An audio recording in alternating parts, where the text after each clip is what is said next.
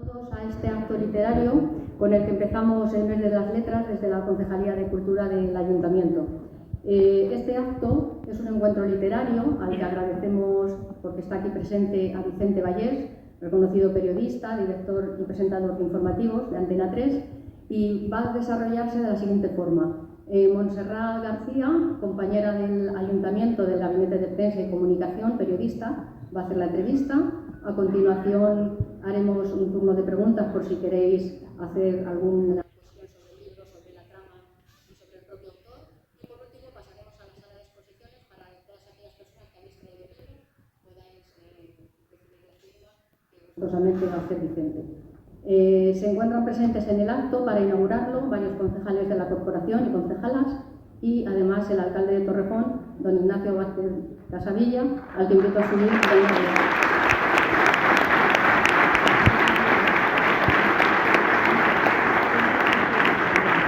Muchas gracias, Normal, don Vicente Vallés, queridos compañeros de gobierno, de oposición, queridos vecinos. Muchas gracias por estar aquí esta tarde, ¿no?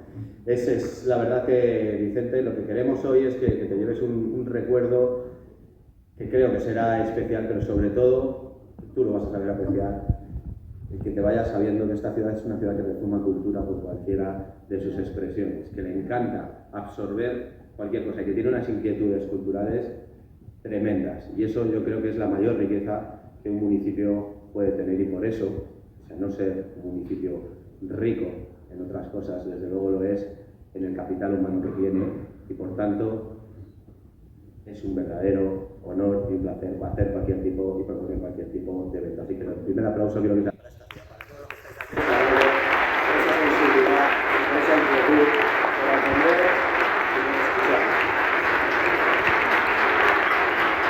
Voy a ser muy breve. La presentación yo creo que con Vicente Vallés sobra, ¿no? Por supuesto, es el presentador de telediario más visto en nuestro país. Lo lleva haciendo en periodismo durante muchos años en distintas cadenas. ¿Quién no se acuerda de Televisión Española Internacional, donde Vicente, o yo por lo menos, aunque ya lo había visto, pues ahí acabé de enamorarme de su trabajo, ¿no? Una persona que también es ensayista, ha hecho varios ensayos, todos ellos creo que con una crítica fantástica y con un rigor, pues que es una de sus características, ¿no? Y esta, la que presenta hoy, es su primera novela. Si dijera todos los premios que le han dado, no acabaría. Sería más fácil decir los que no le han dado, y además seguro que nos daríamos cuenta de que sabríamos por qué a lo mejor no se los han dado, ¿no?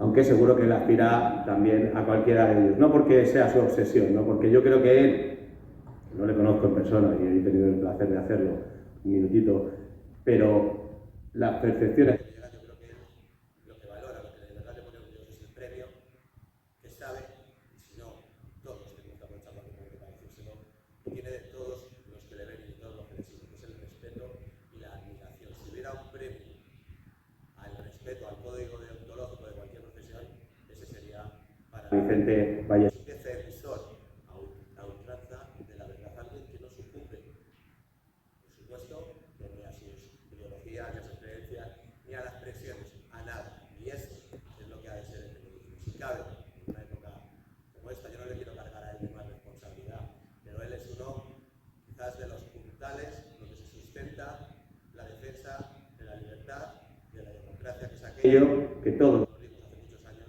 y que ha permitido, pese a sus inmensos problemas, todos tenemos que resolver, pues alcanzar las mayores cuotas de beneficio social, económico, cultural y, por qué no decirlo también, de felicidad. Y como eso nos lo ha dado este sistema, y como él es uno de los principales defensores de ello, no porque lo busque, sino porque desde su trabajo siempre está con lo que tiene que estar, que es con la verdad.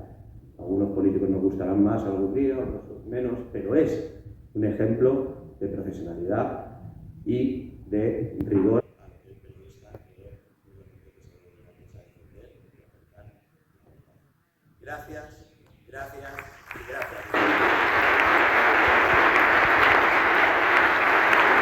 No me voy a extender, le voy a pedir por favor que suba.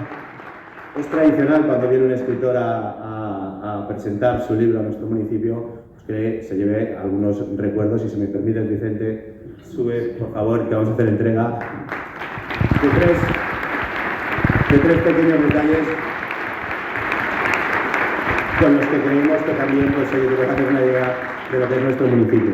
El primero de ellos, que tiene poco tiempo, pero es la mejor manera de conocer a las personas, porque las personas y por tanto la idiosincrasia de un municipio yo creo que se conoce en las épocas duras. No hay que mejor que regalarte esta crónica artística de un confinamiento que plasma las sensaciones y los sentimientos de muchos vecinos anónimos que durante esos días duros pues quisieron expresarse de esta manera. Este es el primero de los detalles.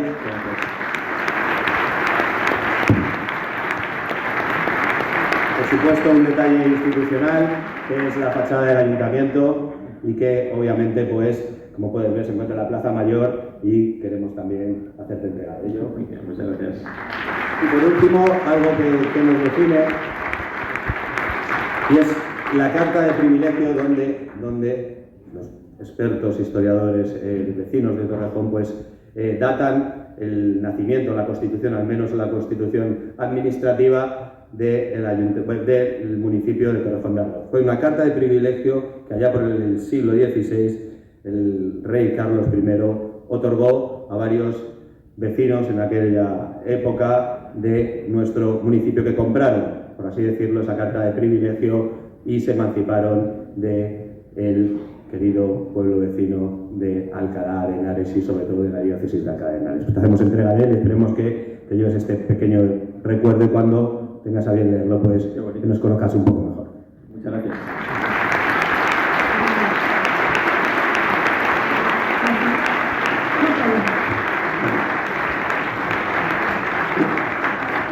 Pues nada, amigos, amigas, no voy a decir otra cosa, pero yo estoy convencido de que a Vicente Valles, al cual todos admiramos a partir de hoy, estoy convencido que vamos a salir emocionados y que vamos a quererle, pero tengo que decirle, Vicente, que a la primera embajadora de las mágicas Navidades de Torrejón de Ardoz la queremos incluso un poquito más. Creo que tú la cuides.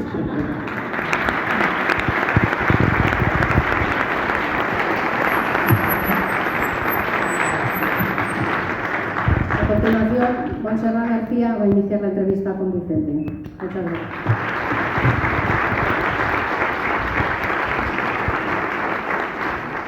Buenas tardes a todos, buenas tardes Vicente. Buenas tardes. Es un placer tenerte esta tarde en Torrejón. Pues para en este encuentro mostrar un poco tu faceta más desconocida, que es la de escritor. Has escrito ya 3 libros, 2 ensayos, Trani y la caída del Imperio Clinton y El rastro de los rusos muertos y tu primera novela, Operación Kazán, que ha recibido el premio Primavera de Novela 2022. ¿Qué te llevó a dar el salto de los ensayos a la novela?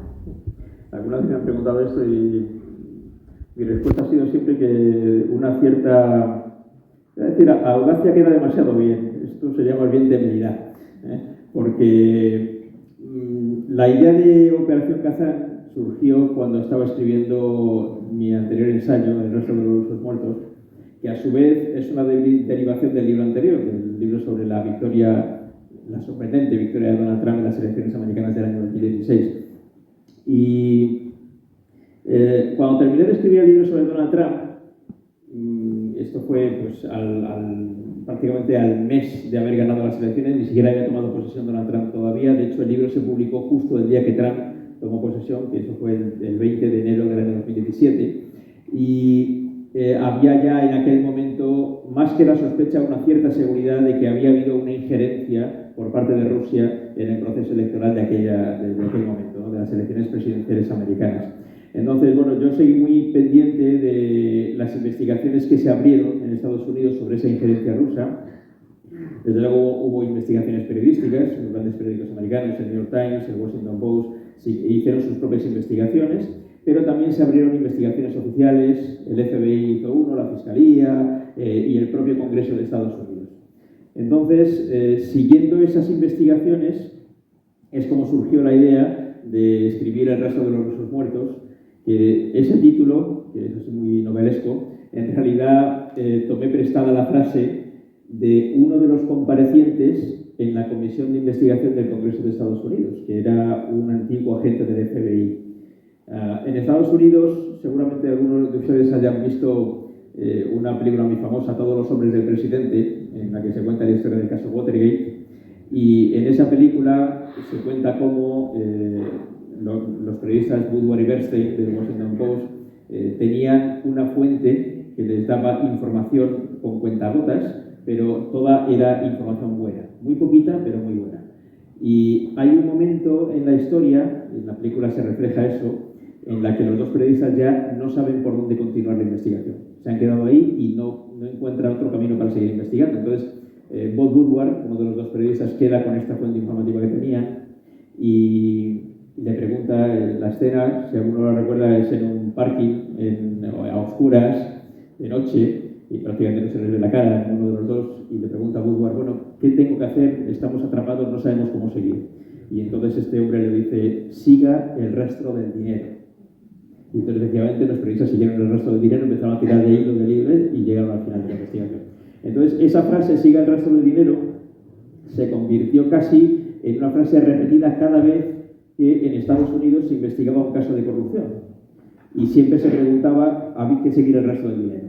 Y uno de los senadores de esta comisión que investigaba la injerencia rusa le preguntó a este antiguo agente del FBI si para conocer lo que había pasado tenían que seguir el rastro del dinero. Y él dijo textualmente, casi mejor sigan el rastro de los rusos muertos. Y se refería a algo que en estos días, en estos meses, desde que empezó la guerra de Ucrania, se ha convertido casi en una noticia que por goteo damos cada poco tiempo, que es que un ciudadano ruso más o menos relevante se ha caído por la ventana. Bueno, esto ya pasó en aquel momento, aunque quedó bastante inadvertido.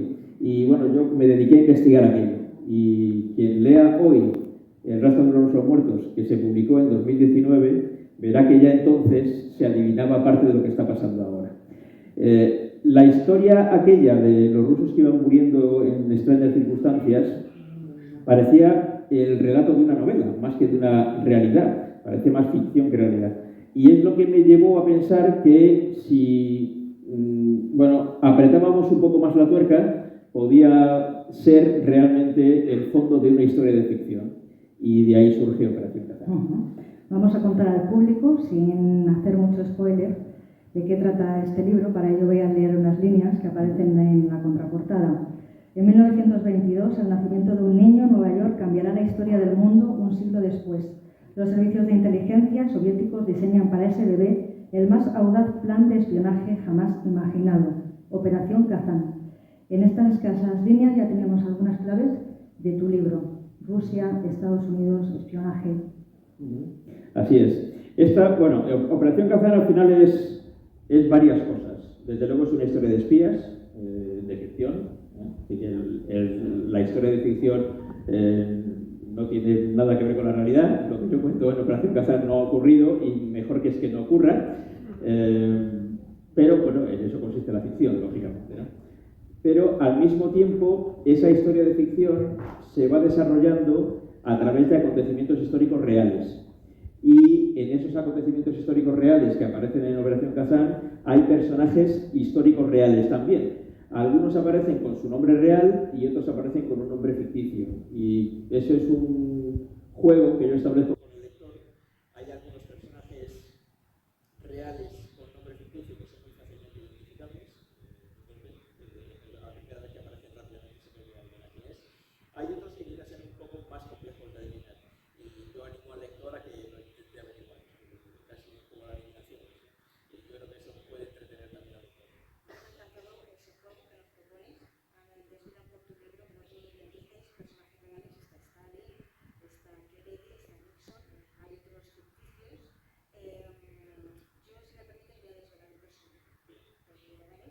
Iván Carlos, el presidente de hace algunos años en Egipto, podría llamarse Vladimir Putin. Bueno, el de Operación Kazán seguramente lo identificará con cierta seguridad. Has afirmado que este libro sirve para entender a Putin en alguna entrevista.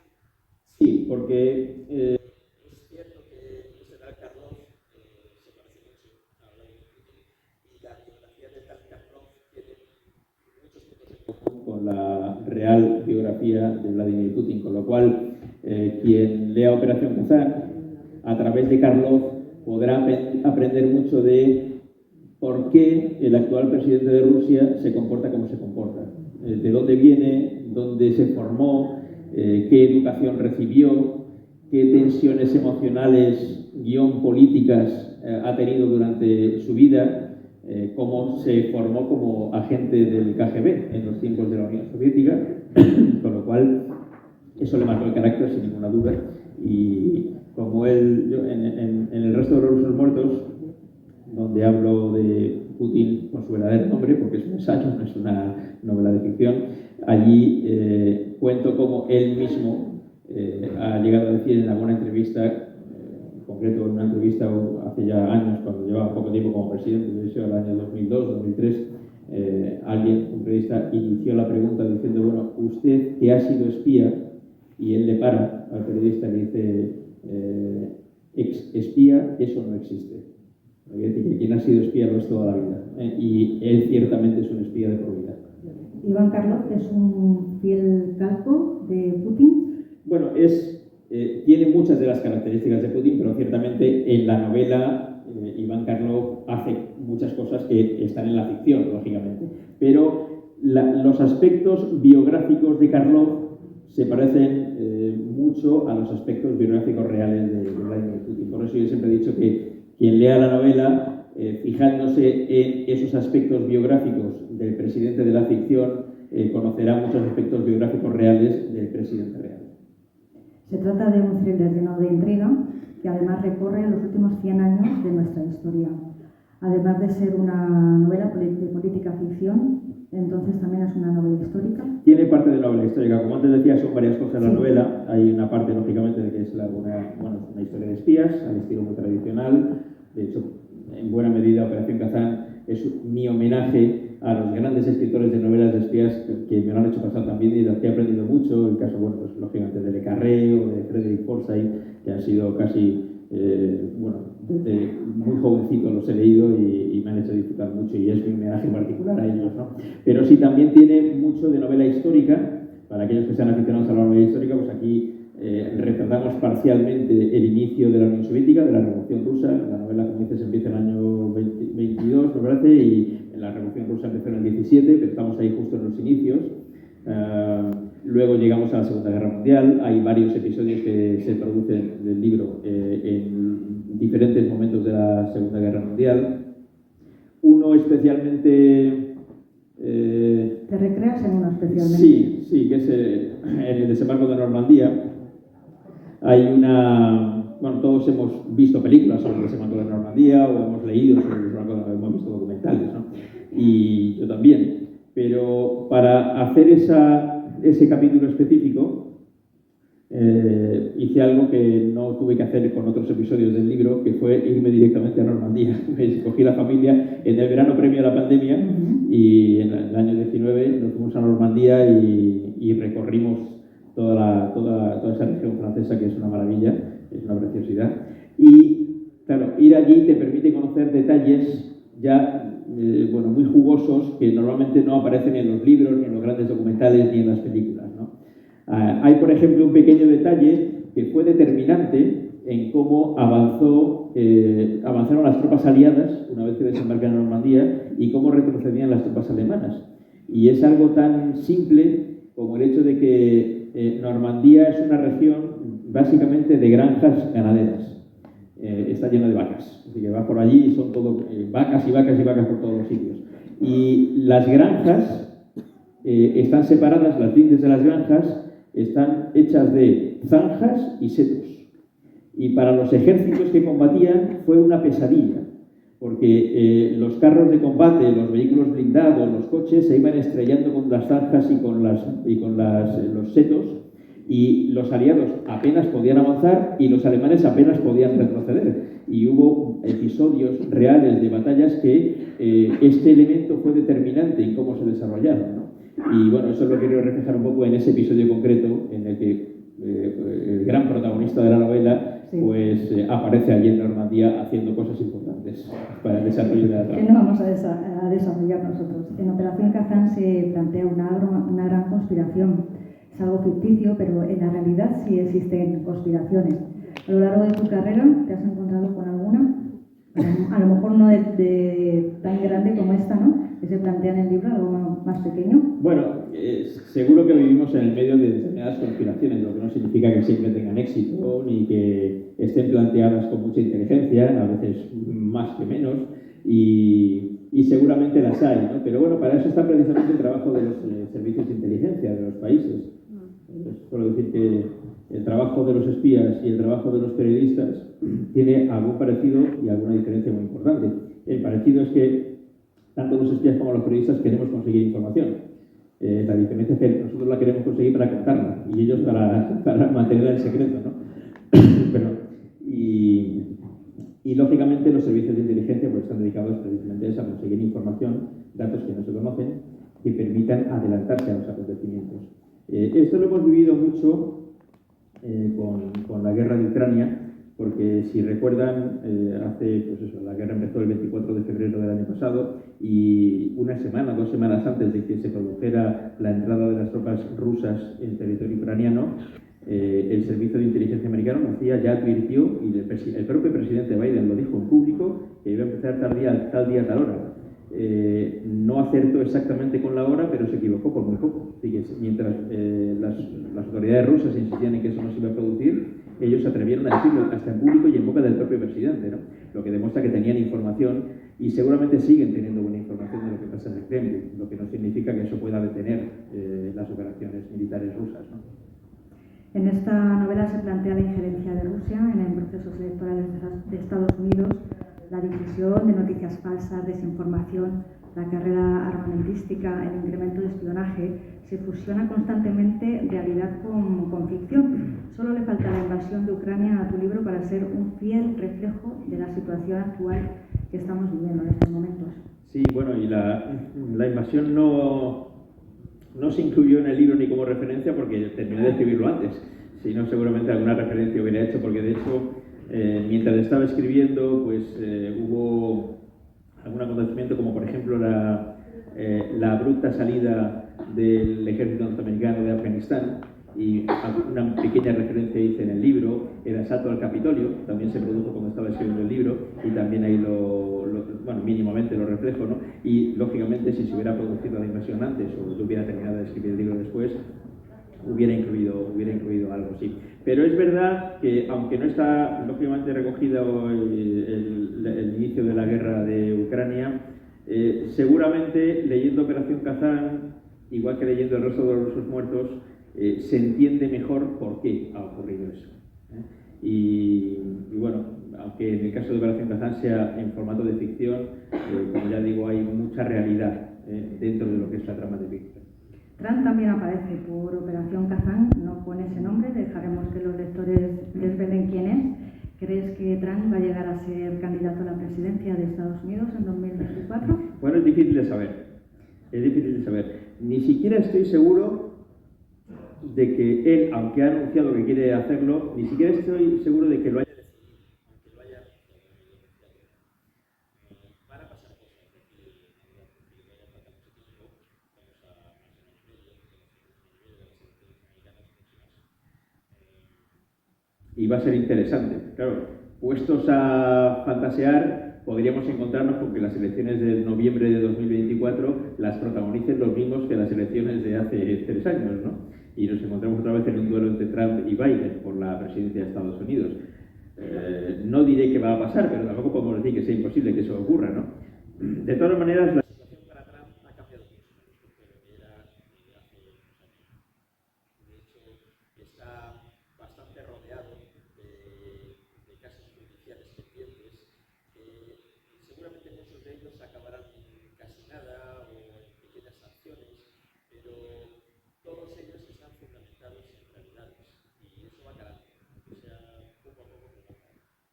Lo que me ha desagradecido al leer tu libro ha sido encontrarme una de tus manifestaciones en el Atlético de Madrid. ¿Qué podía faltar en la novela? Hasta ahí podemos llegar. No sabía cómo iba a ser la trama, pero sí sabía que la ley iba a aparecer en algún sitio. Tenía que aparecer algo.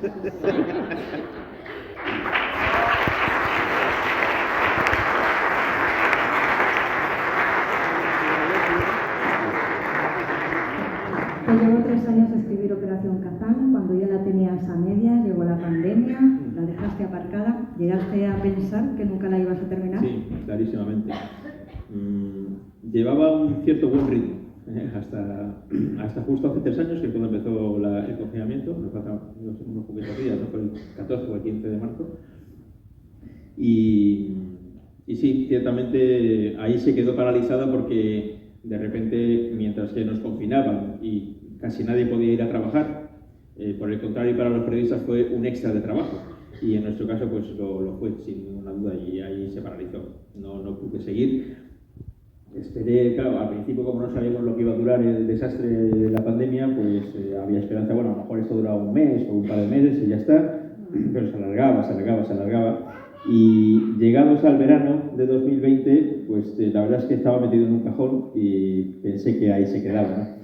Pero bueno, luego volví de las vacaciones de verano y bueno, pues lo retomé, lo releí lo que había escrito, que todavía no era mucho, pero ya había una cierta cantidad de cosas, de material.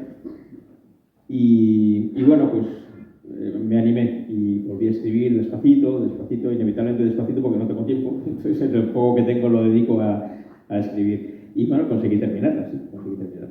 Siendo tu primera novela, ¿a quién le confiaste su lectura cuando la terminaste? Bueno, a mi mujer fue la primera que lo leyó. Y mi mujer torrejonera.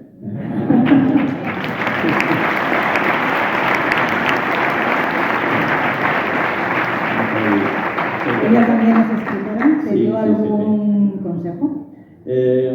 Bueno, ella suele ser muy prudente en las críticas, entonces, porque sabe lo que cuesta escribir y el trabajo que da, pero sí, me dio algunas pistas y ciertamente desde aquel primer, digámoslo así, borrador que ella pudo ver y cómo ha acabado la novela siendo publicada, hay algunos cambios y algunos de esos cambios me los sugirió ella. Algunos interesantes, porque por ejemplo, si hay algún personaje en la novela que aparece gracias a que fue una idea de ella. Lo digo porque, claro, ella fue leyendo cosas mucho antes de que yo terminara de escribirlas. Mientras yo iba escribiendo, pues a lo mejor si tenía escritas, yo no sé, 50, 70 páginas, pues le dejaba que echara un vistazo a ver si, oye, ¿y esto? Y entonces hubo un momento determinado, bastante al principio, que me dijo, aquí falta algún personaje. Y dije, ¿qué personaje falta? Y faltan mujeres en la novela. y tenía razón. Así que, gracias a ella, creé el que ha terminado por ser mi personaje favorito de la novela. ¿Qué es? Que es Teresa. Teresa es una espía española del CNI. En la novela hay espías de varios países y tenemos varios espías americanos, tenemos algunos espías rusos también. Uno de ellos es un héroe, es el hombre que salva el mundo en realidad. Tenemos una espía de la antigua Checoslovaquia, antes de que se dividiera el país en dos. Tenemos un espía suizo y luego todos ellos conforman al menos dos grupos diferentes, porque unos son muy jóvenes, son, digamos, espías de la nueva escuela tecnológica, y otros son espías de la vieja escuela de la Guerra Fría, en la que no había las tecnologías que tenemos ahora. Había otras, pero no las que tenemos ahora. No había ordenadores en casa, ni teléfonos móviles, ni nada de esto, y su forma de realizar el trabajo de espionaje era un poco distinta a cómo lo hacen ahora los espías de digamos, los 2.0, los espías más tecnológicos, ¿no? Como Teresa, o como Pablo, que es el otro personaje, compañero de Teresa, que tiene mucha importancia en la novela. De manera que sí, efectivamente, sus consejos, especialmente este consejo, fue determinante, y Teresa existe porque fue una sugerencia de Ángeles, y ya digo que al final acogí el personaje con tanto cariño que es mi personaje favorito, y ciertamente en la portada, si lo pueden ver, el gran personaje es Teresa, en la portada del libro. ¿Sentiste cierto vértigo cuando te decidiste a publicarla? Cierto, no, mucho vértigo. Sí. De hecho, yo no tenía, tenía ganas de escribir la novela, no sabía si tenía ganas de que alguien la viera, y menos todavía tenía la seguridad de que sería conveniente publicarla, porque digamos que he entrado en un territorio que no es el mío. escribiendo ensayo, como fueron los 2 libros anteriores, me encuentro en mi territorio. Es el territorio del periodismo, de la investigación periodística, son de hecho ensayos periodísticos. Pero una vez que das el salto, por eso decía al principio que era una cierta temeridad por mi parte, das el salto a la novela y caben varias posibilidades, y una de las posibilidades es que sea un desastre. Entonces, bueno, tienes que asumir ese riesgo y lo asumí, y bueno, dentro de lo que cabe, pues ha salido relativamente bien. Ha salido muy bien, va por la 7ª edición. Sí, ya esta semana ha salido la 7ª edición. Visual, leerlo esto, ¿cómo estar viendo una película?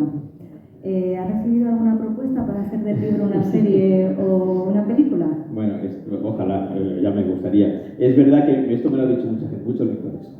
Y tengo que decirte que al mismo tiempo me alegra y me preocupa que me lo digan. Porque me alegra porque quien me lo dice me lo suele decir para bien. Es decir, me ha gustado mucho, me dicen, que sea tan visual, que parezca que estás viendo algo. Parece inevitable, tratándose de un periodista de televisión, de manera que de aquí, pues inevitablemente cuando me siento a escribir, tengo la imagen en la cabeza y lo que hago es describir la imagen que tengo en la cabeza de una manera visual. Pero muchas veces me he preguntado si un escritor profesional, que no se dedica a la televisión, seguramente escribiría de otra forma, y quizá sea así como hay que escribir, no de una manera tan visual, sino de una manera más literaria, ¿no? Pero inevitablemente por deformación profesional lo normal es que a mí me salga un libro muy visual, y eso es verdad que podría tener su traslación a un formato pues, de película o de serie y tal. Ojalá ocurriera, pero no depende de mí. Por lo que he leído, ¿tienes algún tipo de conexión con Torrejón de Ardoz? Mucho, sí. Bueno, no es extraño verme por Torrejón, porque vengo prácticamente todas las semanas, así que no es Yo nada hablo raro. más de la dedicatoria que encontramos en tu libro, Sí, la dedicada a Charlie. También es verdad, sí. Esa es una historia muy bonita. El libro está dedicado a Charlie, y mucho antes de que yo conociera a mi mujer de Torrejón y que viniera yo prácticamente todas las semanas aquí a ver a mi familia, tengo una conexión indirecta con Torrejón, y es a través de Charlie. Charlie ya murió hace algunos años, era un ciudadano americano que en su juventud fue teniente de la Fuerza Aérea Americana y estuvo destinado aquí, en la base aérea de Torrejón de Ardoz, durante unos años. Y mi madre, siendo muy jovencita, trabajó para él y para la mujer de él, Patti, también murió hace ya algunos años, y trabajó como empleada de hogar para ellos, y sobre todo le hacía ropa a Patti, porque mi madre es modista y le gustaba mucho la ropa que hacía mi madre, y Patti se vistió mucho con la ropa que le hacía mi madre. Y más allá de la relación laboral que tenía, porque mi madre trabajaba para ellos, se estableció una relación de amistad y casi de fraternidad, porque mi madre era como su hermana pequeña, ¿no? Y la trataron así. Y ellos estuvieron aquí en España. Él estuvo destinado en la Fuerza Aérea un tiempo, en la Fuerza Aérea de Estados Unidos, en Torrejón, unos años, y cuando terminó su destino aquí ya se volvió a los Estados Unidos, ya él dejó el ejército y montó una empresa que le fue muy bien.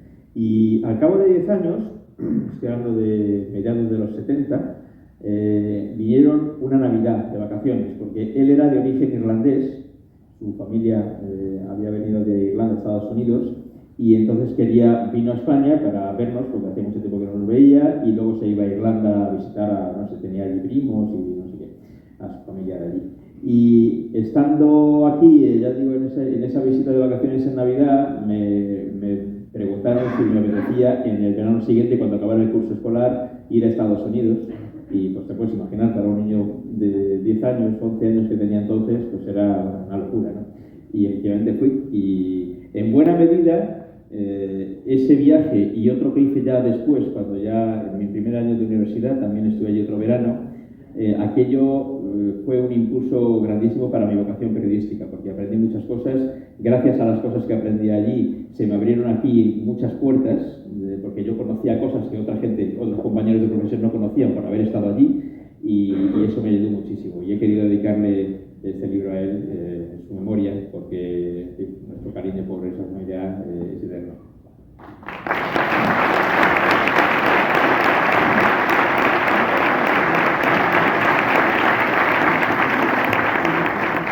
¿Te has llegado a plantear dedicarte al 100% a la literatura, el dejar el periodismo? No me lo he planteado. No me lo he planteado. Lo que sí me he planteado, Bueno, me he planteado hacerlo cuando me jubile.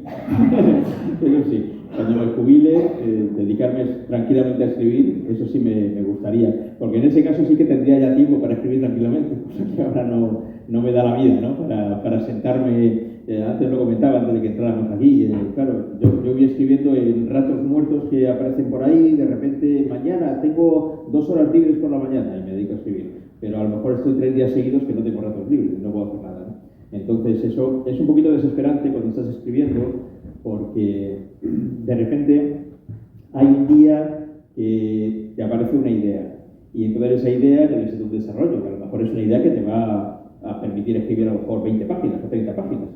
Y lo que te gustaría es sentarte y no levantarte hasta terminarlas, porque la tarea de escribir suele disfrutarse mucho. Yo la disfruto muchísimo cuando tengo tiempo, pero eso es casi nunca, entonces me cuesta mucho. Pero cuando tengo un rato largo y una idea previa, entonces sí te sientas y escribes y produces con una cierta rapidez. Y luego tiene otro aspecto que es la investigación que necesitas para lo que tienes luego que plasmar en el libro. Se aprende muchísimo escribiendo, muchísimo.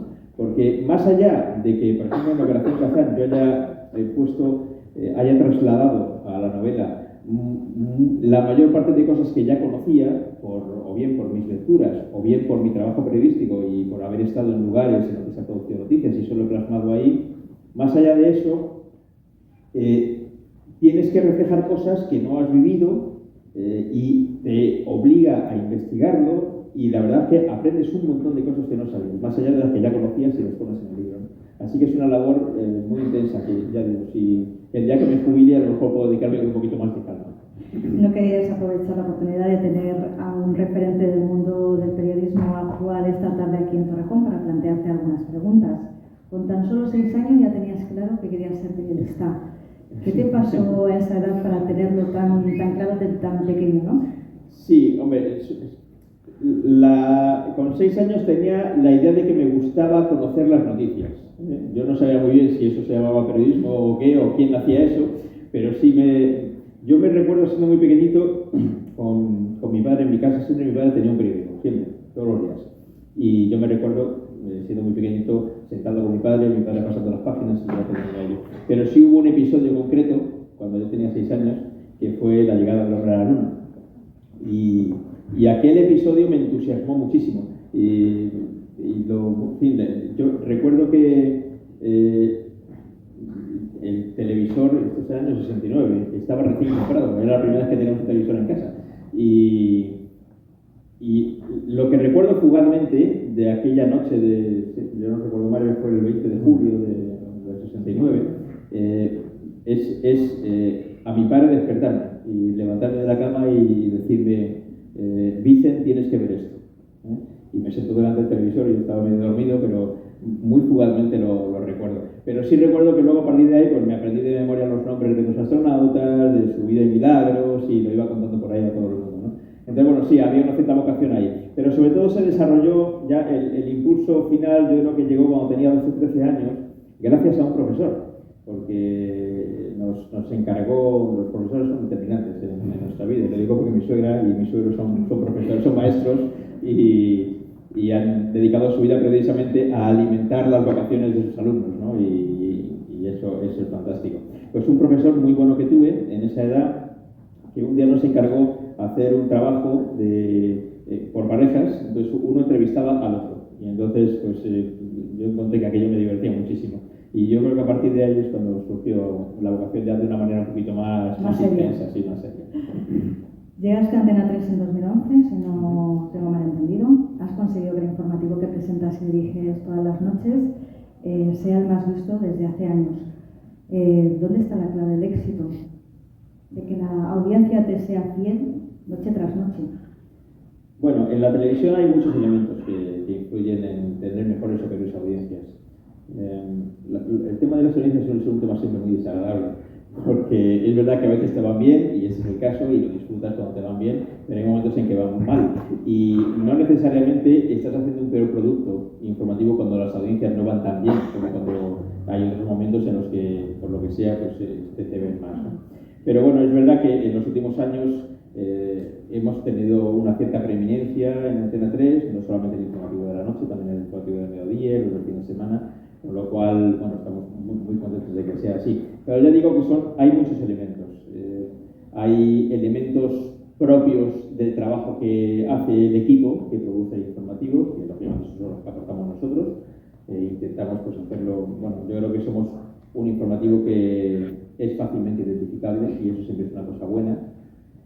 Pero luego, por otro lado, lógicamente están elementos externos que tú no puedes condicionar, pero sí te condicionan a ti. El hecho de que los programas de televisión que van antes y después de tu informativo pues funcionan mejor o peor. Entonces, cuando funcionan peor, pues aquí también te va peor, cuando funcionan mejor, pues te va mejor, y eso siempre ayuda. Entonces, bueno, ahora digamos que se han alineado los planetas en una misma línea, ¿no? Todos juntos, y bueno, tenemos una cierta preeminencia informativa, tenemos el apoyo de la cadena porque los programas que van antes y después pues, están funcionando también muy bien y eso también nos ayuda a nosotros. Al final es un rebote, es decir, ellos nos ayudan a nosotros y nosotros les ayudamos a ellos, con lo cual se forma ahí una sinergia que funciona muy bien. Y ahora estamos así, pero estos son periodos. Yo he vivido en la televisión todo tipo de periodos. Periodos en los que nos ha ido muy bien y periodos en los que nos ha ido muy mal.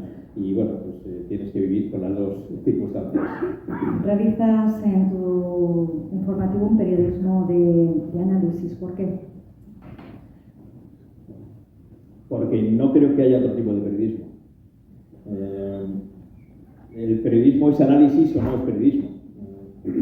No sirve con dar el dato desnudo.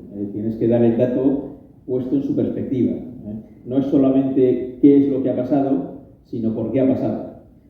Y además del por qué ha pasado, de dónde venimos y qué consecuencias va a tener eso que ha pasado.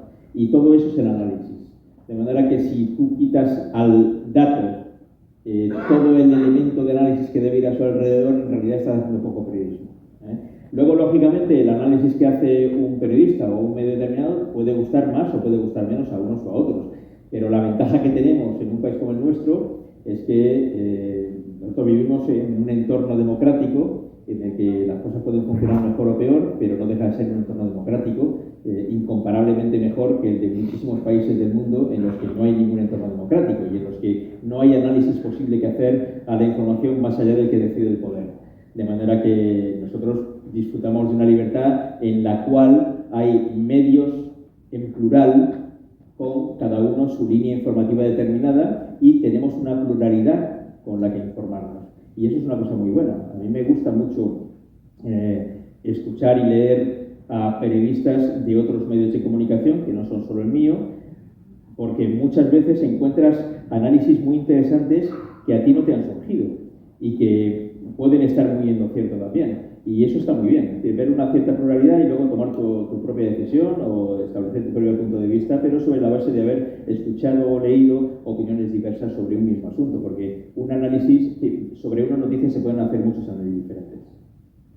¿Y defiendes esa forma de hacer periodismo, Vicente, aunque puedan surgir críticas y ataques en redes sociales? Bueno, pero es que esto es parte del trabajo y surgen, lo hagas o no lo hagas. Si lo haces porque lo haces y si no lo haces porque no lo haces. Y esto pasa con todos los compañeros, desde la profesión, en los diversos medios de comunicación. Eso no hay que darle gran importancia. Además, esto, digamos, ha tenido un momento de mayor intensidad del que tiene ahora. Pero todo eso, al principio, cuando empezaron a producirse ese tipo de respuestas hace unos años tan intensas contra unos y contra otros y tal, llamaba más la atención porque no teníamos esa costumbre, pero una vez que esto se repite, todo aquello que se repite acaba perdiendo importancia y eso yo creo que ha perdido mucha importancia. Quería saber precisamente qué opinabas de esa campaña de señalamiento a determinados periodistas por parte del gobierno, como un ejemplo, el de Pablo Motos, por ejemplo. Sí, bueno, yo no diría tanto que es parte del gobierno, porque esos son elementos que circulan alrededor de los partidos políticos, de determinados partidos políticos. Pero bueno, igual que ha habido esos señalamientos hacia él, que los ha habido ciertamente, los ha habido hacia otros periodistas que hayan podido tener otro punto de vista o hacer otro tipo de análisis, ¿no? Señalamientos los hay en muchas direcciones. Ninguno de los señalamientos es lógico ni razonable, pero se produce. Pero como ya digo, ya se ha convertido en parte del paisaje y aquello que se convierte en parte del paisaje dejas de prestarle atención. Y está bien que dejemos de prestar atención a eso. ¿Te han debido duras críticas de políticos? ¿Te sientes injustamente tratado?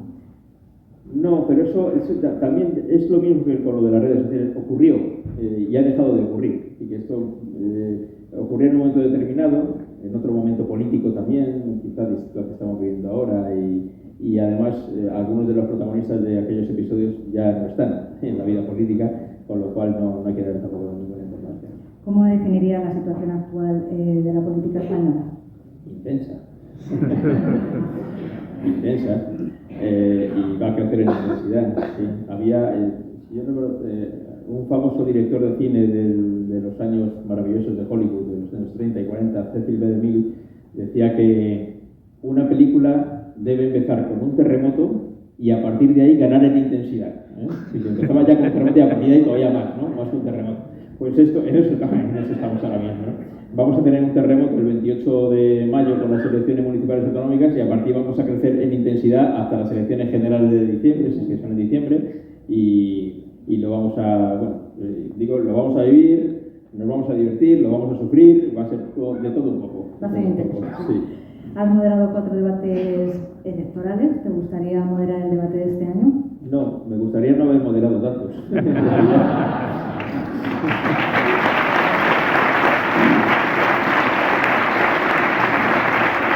¿Se sufre mucho en esos debates, Vicente? ¿Se sufre mucho? No, yo no me he sentido en momentos de sufrimiento en los debates, no. Lo peor de los debates es el predebate, es la preparación previa. Y cuando realmente estás muy preocupado es en los momentos previos al debate, los días previos al debate, porque tienes la obsesión de saberlo todo. Porque, claro, el debate, tal y como estaban planteados en los viejos tiempos, era un periodista que en realidad cuando moderaba el debate no ejercía de periodista, ejercía casi de cronometrador, porque no podía plantear preguntas, planteaba temas, no preguntas. Entonces decía, bueno, ahora hablen ustedes de economía, y ya está. Y entonces cronometraba cuánto hablaba uno y cuánto hablaba de otro, ya, usted se está pasando, usted se ha quedado corto. Pero no planteaba preguntas sobre los temas, solo planteaba los temas así en plan genérico.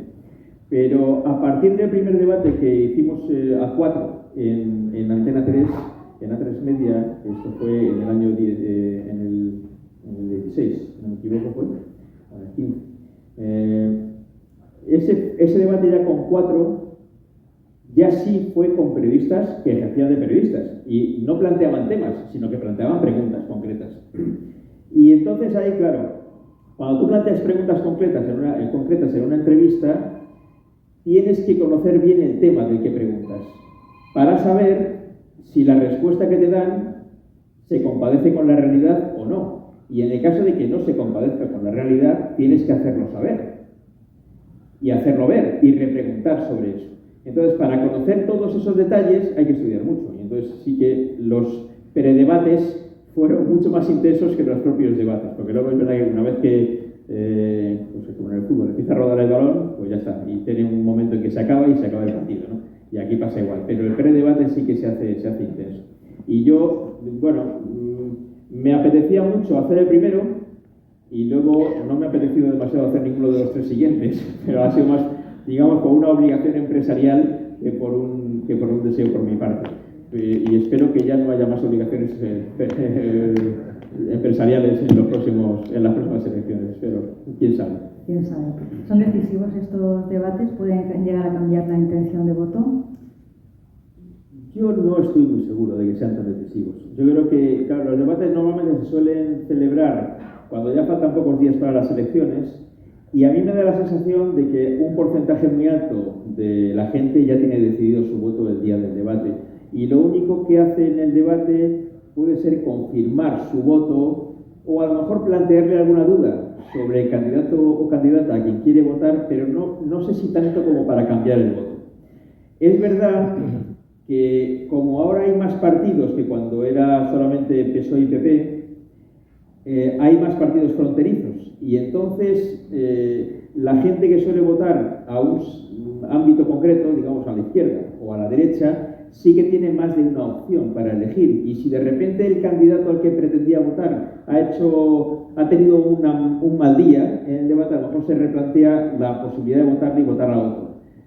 Pero tanto como para que se produzca un vuelco en lo que iba a ocurrir, por un debate me cuesta creerlo. En cualquier caso, yo creo que en los debates los candidatos tienen más que perder que ganar. Y por muy brillante que esté un candidato, no creo que gane demasiados votos. Si está muy mal, puede perder algunos, pero tampoco creo que sea una cosa catastrófica. ¿Alguna anécdota que nos puedas contar de esos debates? ¿Qué es lo que sucede cuando dais paso a la publicidad? Bueno, pues mira, es interesante. La parte más entretenida de los debates es precisamente el predebate, los momentos previos a que empieza, porque bueno, suele haber una sala en la que saludas a los candidatos antes de empezar, y luego efectivamente las pausas publicitarias en las que estás ahí observador de cómo se mueve cada uno y de los asesores que entran a ayudarles a los candidatos. A mí lo que me ha pasado en las 4 veces ha sido que he sentido una cierta angustia por ellos, por los candidatos, porque en las pausas y antes cuando llegan, ves, claro, tú piensas, yo estoy muy tenso, tengo que moderar el debate y estoy muy tenso, pero los ves llegar y están destruidos, de los nervios que tienen. Y entonces dice, bueno, yo no estoy tan mal, ellos los han pasado mucho peor. Y efectivamente los ves cuando ya están puestos en el sitio y tú estás también en el tuyo, y faltan, 3 minutos para que empiece el programa, se nota la tensión muchísimo, están muy nerviosos normalmente, y es normal. Y tienes que pensar, porque claro, piensas en ellos y dices, estas personas que están ahí, que van a pedir el voto de los ciudadanos, llevan meses haciendo campaña electoral, hablando todos los días en público varias veces, intentando no equivocarse nunca, no decir ninguna cosa equivocada que se convierta en un meme y que les pueda destrozar la campaña. Y hoy, el día del debate, tienen por delante 2 horas en las que va a haber 10 millones de personas viéndolos, y como cometan el más mínimo error, van a querer que les traguen la tierra. Y yo me ponía en su papel, en su lugar, y decía, Dios mío, es que tenéis el terrible, ¿no? Tenéis el terrible. Pero claro, en el debate el moderador puede estar más o menos participativo, pero tiene la opción de no estar muy participativo, y nadie le va a echar la culpa, nadie va a decir que mal lo has hecho, porque quienes tienen que ser protagonistas del debate son los candidatos, no los moderadores. De manera que, bueno, nuestro papel, si en un momento dado un moderador piensa que voy a intervenir poco, nadie le va a echar en cara que intervenga poco, pero ellos no pueden dejar de intervenir, y no pueden dejar de hablar, y no pueden dejar de intentar no equivocarse. Y es, yo creo, una tensión tremenda, ¿no? Tremenda. Por eso, sí, que no me quiero poner a su sitio, ciertamente, en un debate como ese. Yo ya tengo la última pregunta que hacerte en este encuentro. El final de la novela da para otro libro, por lo menos para otro libro. Hace unos meses dijiste que te habían tentado ya hacer la segunda parte de Operación Kazán. ¿Cómo va la cosa? Bueno, sí, no sé si podemos decir que sea exactamente una segunda parte. Tengo una idea que está merodeándome en la cabeza. Y voy a ver si me puedo poner con un poquito de tiempo a escribir. El problema que hay con esto es que una vez que escribes un libro ya ni puedes parar ni te dejan parar, con lo cual no tienes otra posibilidad que seguir dándole vueltas a la cabeza para seguir creando cosas, ¿no? Así que bueno, es posible, solo posible, que haya, no sé si una segunda parte, pero sí al menos otra novela en la que aparezcan algunos de los personajes que aparecen en Operación Kazán, quizás. ¿Para cuándo? Eso no lo sé. Para cuando pueda. Para cuando pueda. Pues mientras llega esa nueva novela de Vicente, yo le recomiendo que lean Operación Kazán. Esta es una novela de intriga que te engancha desde las primeras líneas y no te suelta ya hasta la última palabra. Pues muchas gracias. Me ha encantado. Me alegro mucho. Muchas gracias.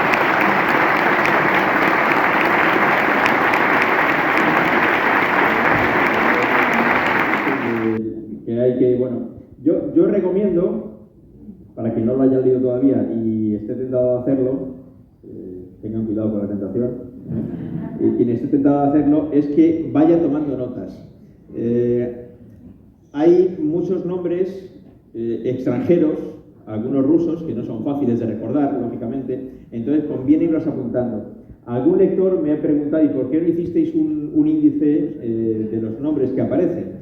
Y yo lo pensé antes de que se publicara la novela, pero eso tenía un problema, Y es que si hubiéramos puesto, por ejemplo, yo que sé, al final del libro, una página con todos los nombres y los cargos de esas personas, hubiéramos desvelado parte de la intriga. Entonces no convenía, aunque sea con el coste de que a alguien se le pueda olvidar algún nombre y tenga que volver hacia atrás. Por eso yo sí recomiendo que, según van apareciendo los nombres, los apunten en un papel y digan, bueno, menganito o menganita que tiene tal cargo, que hace tal cosa, ¿no? Para que cuando aparezca a lo mejor 20 páginas después o 50 páginas después, sea muy fácil recordar quién es ese personaje en cuestión. Bueno, creo que he respondido más o menos a la pregunta. La siguiente pregunta. Hola, Vicente. Hola. Vamos a ver, ¿me puede decir la prensa hoy en día cómo lo ves? Y aparte de eso, yo compro en la prensa, veo televisión, una cosa dice El Mundo, otra El País, otra la SER, otra la COPE, otra Antena 3, otra La Sexta. Vamos a ver entre vosotros también cómo os lleváis. Yo es que estoy a veces digo, pero bueno, ¿en qué país vivo y a quién verdaderamente hago caso? Bueno, sí, gracias. No sé si me he entendido o no he entendido. Sí. ¿Me he explicado o no he explicado? Sí, pero hemos hablado un poquito de esto antes, ¿no? Sí. Mi recomendación es que siga haciendo lo que hace, que es intentar informarse a través de varios medios de comunicación para luego sacar su propia conclusión. Lo digo porque los datos son plurales también y se pueden interpretar de muchas maneras. Entonces, es normal que diferentes medios de comunicación puedan hacer un análisis diferente de un mismo dato. Por ejemplo, qué sé yo, cuando salen los datos del paro, periódicamente, ahí vemos siempre análisis muy distintos de un mismo dato. Que el paro suba 10.000 personas en el mes de febrero, ¿eso es bueno o es malo? Bueno, si sube el paro, bueno no puede ser. Pero claro, podría ser bueno en el caso de que en otros meses de febrero haya subido 4 veces más, con lo cual si solo sube 10.000 en vez de 40.000, pues el dato no está mal. Entonces, claro, esos son análisis diferentes. Y por eso decía antes que el periodismo sin análisis en realidad no es como tal periodismo, porque si un dato como ese del paro, que sale periódicamente, conviene inyectarle análisis. Porque decir en febrero hubo 10.000 parados más. Ya digo, ¿eso es bueno o es malo? Pues depende. Depende de con qué lo comparemos, depende de qué consecuencias va a tener, depende de muchas cosas. Con lo cual, ese depende es el que tenemos que explicar a los medios de comunicación. Y es muy posible que el depende mío sea diferente del depende de otro medio de comunicación. Por eso está muy bien, ya digo, que uno se informe a través de varios medios y luego pueda sacar su propia conclusión sobre lo que ha escuchado o leído. Siguiente pregunta. Buenas tardes, Vicente. Hola. 2 preguntas, una como escritor y otra como periodista. La primera, como escritor, y para que te explayes en tu sentido del humor. Ya que te metes en los entresijos del espionaje, ¿no te da miedo, habiendo explicado técnicas y tácticas de los espías modernos, no te da miedo ir por la calle y que por detrás te venga uno del CNI que de un collejón por haber explicado todos sus secretos? Segunda pregunta, como periodista, los que tenemos una cierta edad hemos vivido debates parlamentarios de muy diferente estilo. A mí me gustaría que compararas, que valoraras los debates de los años 80 con los debates actuales, sobre todo la utilización de ese lenguaje soez, insultante, que últimamente da la impresión de que estemos viviendo un país tercermundista. Muchas gracias. Muchas gracias. Bueno, sobre esta última cuestión. Claro, aquí hay una tentación muy poderosa siempre, que es esa de cualquier tiempo pasado fue mejor. En el ámbito político, en alguna medida sí que algún tiempo pasado pudo ser mejor, pero no cualquier tiempo pasado. Hemos tenido tiempos pasados terribles, de manera que el actual no necesariamente es el más terrible que hemos vivido. De hecho, yo creo que tenemos que poner en perspectiva todo lo que se ha conseguido hasta hoy y que vivamos en un país democrático que está en la Unión Europea, que yo sé que la Unión Europea suele ser muy criticada por muchos, pero desde mi punto de vista la Unión Europea es probablemente, después de la democracia, el segundo mejor invento de la humanidad. porque ha conseguido transformar un continente que estaba en guerra permanente en un continente en el que esos países que estaban en guerra ahora son socios y hasta comparten la misma moneda y han levantado las fronteras. Es un invento sensacional de la humanidad. Lo que no quiere decir que sea un invento perfecto, y tiene sus problemas, y esos problemas hay que intentar resolverlos. No son fáciles de resolver cuando hay 27 países que tienen que opinar sobre esos problemas, pero se van haciendo muchas cosas. Y gracias a Europa, España ha crecido muchísimo más de lo que hubiera crecido económicamente y democráticamente si no hubiera sido porque estamos en la Unión Europea. De manera que yo creo que tampoco debemos pensar que cualquier cosa que se hizo antes está mejor. Ahora bien, tampoco podemos decir que este sea el momento de parlamentarismo más brillante de los que hemos tenido en España.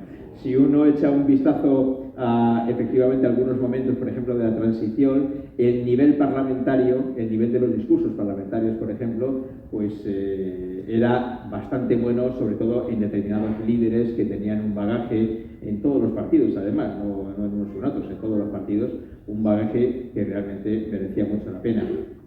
Yo creo, por ejemplo, que el nivel de formación académica, por ejemplo, y profesional que hay ahora en el Parlamento es más bajo que el que había en otros periodos de nuestra historia reciente, ¿no?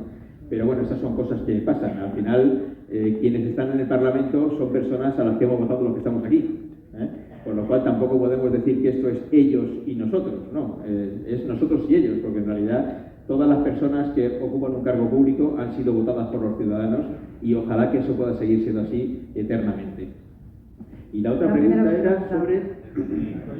la del CNI, sí. Bueno, esta es una historia muy curiosa porque cuando escribí El rastro de los rusos muertos, el libro anterior, yo necesitaba, aunque era un ensayo, no era ficción, era un ensayo, pero necesitaba tener algún dato del funcionamiento de los servicios de espionaje.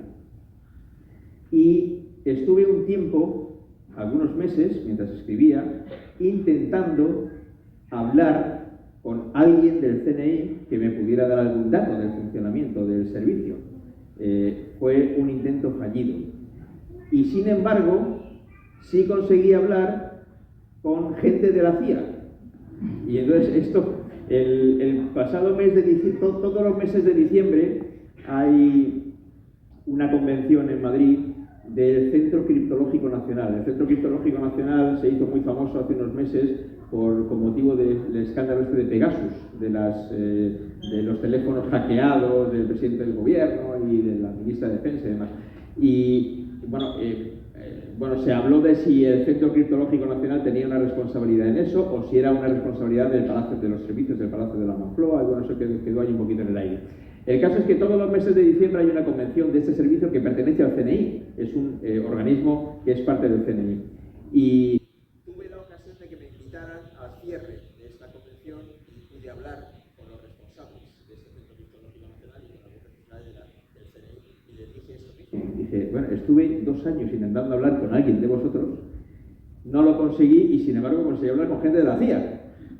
Y se reía mucho y se dieron cuenta de que eso no podía ser. De manera que después de eso sí he tenido ocasión de hablar con algunas personas del Servicio de Inteligencia Español, por supuesto no para que me cuenten secretos, que ojalá hubiera ocurrido, pero ya todos esos secretos ya los sabrían ustedes, porque los hubieran visto por la televisión, pero sí para que me cuenten algunas cosas sobre el funcionamiento, sobre el trabajo de los espías, que me vino muy bien para analizar que algunas de las cosas que había contado en la Operación Kazán iban por el buen camino, que estaban más o menos bien encaminadas sobre cómo realmente funciona su trabajo. Y quizá algunas de esas cosas me puedan servir para si hay un próximo.